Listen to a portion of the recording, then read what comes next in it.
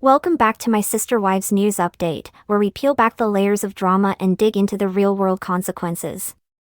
Today we shift the spotlight, not on the parents, but on the kids.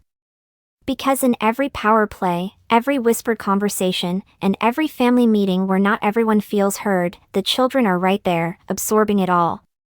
So let's ask the real question.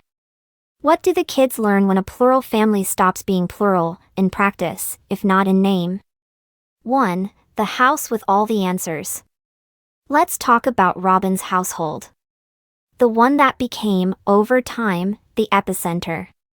Where Kody spent most of his time. Where decisions were often discussed, and sometimes decided, before they were brought to the rest of the family. For the children in that house, the dynamic likely felt stable. Present dad. Clear rules. One voice guiding the family. But for kids in the other homes? It started to feel like there were two types of relationships with their father, one deeply involved, and the other, increasingly distant. That doesn't just affect how children see their dad. It affects how they see themselves.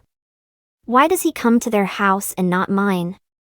Why does Robyn get a say, and my mom doesn't? Why do they get holidays, and we get phone calls? These aren't small things. They shape identity. They create a hierarchy in a system that was supposed to be equal. 2. When family becomes a brand. Kids are smart. They see the photo ops. They see who shows up for events, who gets airtime, and who gets framed as the real or ideal version of the family. Robyn has consistently been positioned, sometimes directly, sometimes subtly, as the one who keeps the family together. But what does it mean when keeping the family together looks like keeping the spotlight? That can send a message. Being the good one means being agreeable. Being loyal means being quiet. Being critical means you're the problem. Over time, kids internalize those lessons. They learn which stories are safe to tell, and which ones will get them labeled difficult. 3. Loyalty versus authenticity, the tug-of-war. Children in plural families grow up watching adults perform a balancing act between expressing personal truth and maintaining group unity. But when those two come into conflict, the message they often receive is, loyalty wins. Janelle's kids, for example, have been more vocal, expressing frustration, calling out favoritism, and distancing themselves from the narrative of unity when it didn't match their reality. Robyn's children have seemed more protected, less in the line of fire, more shielded from public criticism. But that difference comes with a cost. Because when you grow up in the favored house, there's pressure to maintain that status. To not rock the boat. To align with the version of reality that keeps things calm, even if it isn't whole. 4. The unspoken divide, sibling dynamics. When the adults fracture, the kids often inherit the fault lines. Some siblings stay close.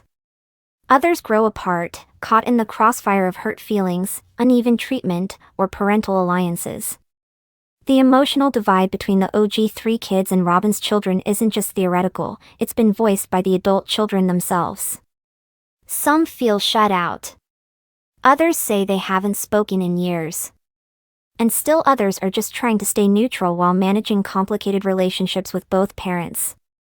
These dynamics don't go away when the cameras turn off. They become part of the long-term emotional landscape of the family. 5. What are we really teaching? Ultimately, this isn't just about Robyn or Kody. It's about the system they participated in and the legacy they leave. Plural marriage, at its best, was supposed to be about community, shared values, and cooperative love. But what happens when it becomes about power, performance, and proximity? Kids grow up learning not just who's loved, but how love is expressed, who gets protected, and who has to earn their place. That's a heavy inheritance. Closing, the kids remember more than you think. So here's what it all comes down to. The children are watching. And when the story told at the dinner table doesn't match the one they lived in their bedrooms, backyards, and quiet moments, they remember. They remember who showed up. Who listened? Who deflected? Who protected? And Robyn who Brown. didn't? The Queen of We, a study in deflection and dynamics. Welcome back to my take on reality, where we explore the layers beneath family dynamics, power structures, and the personalities that shape them. Today, we're focusing on Robyn Brown, not to dissect her personally, but to examine how language, roles, and public behavior influence perception and affect relationships in a plural family system. Let's get into it. Setting the scene, the power of we. Let's start with a common pattern, a shift in language that has far-reaching effects. Robyn often uses we when describing conflict or resolution. Did a misunderstanding happen? Did someone get hurt? The phrasing tends to be, we need to communicate better, rather than I may have contributed to the issue. This isn't uncommon in relationships, but in plural marriage, where emotions and allegiances are already complicated, it can blur lines of accountability. By making issues communal, it becomes harder to isolate responsibility, and easier to diffuse tension without direct ownership. It's a subtle but powerful way to redirect, not in a villainous way, but in a way that protects one's image and position within the group. The role of the mediator. Robyn has often positioned herself as the translator or intermediary between Kody and the other wives. She claims to speak Kody, meaning she understands his communication style and motivations better than most. In practice, this has meant inserting herself into conversations or offering to be present during discussions with him, particularly when tensions arise. To some, this seems like helpful support.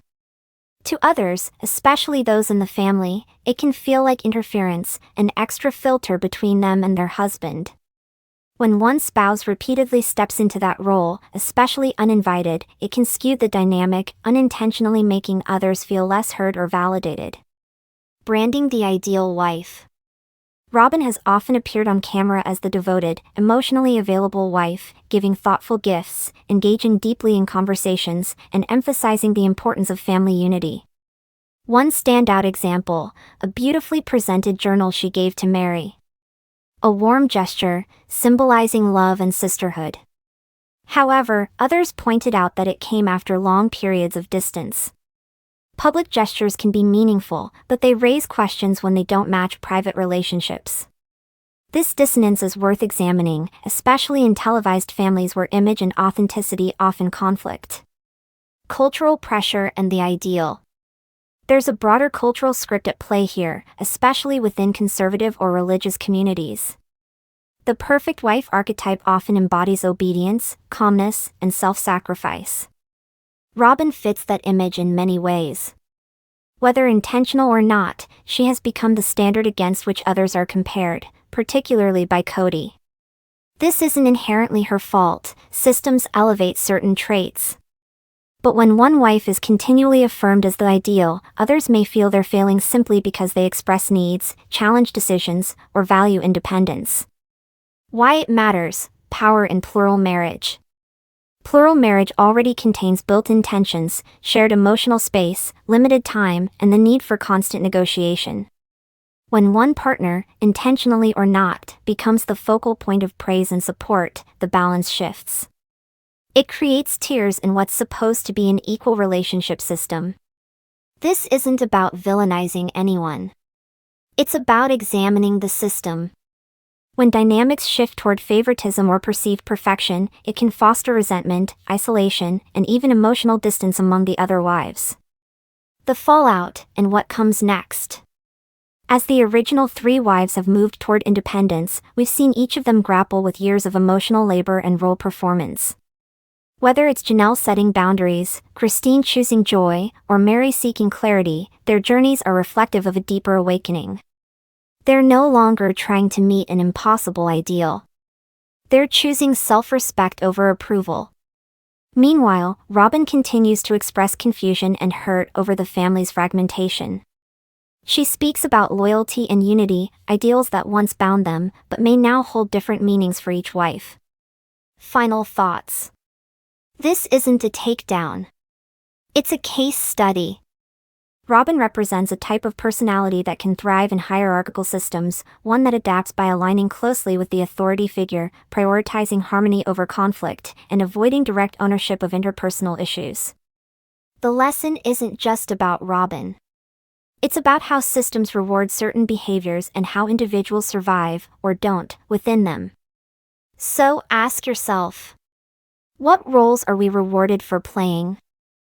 Who benefits from those roles? And what happens when we stop performing? That's my take.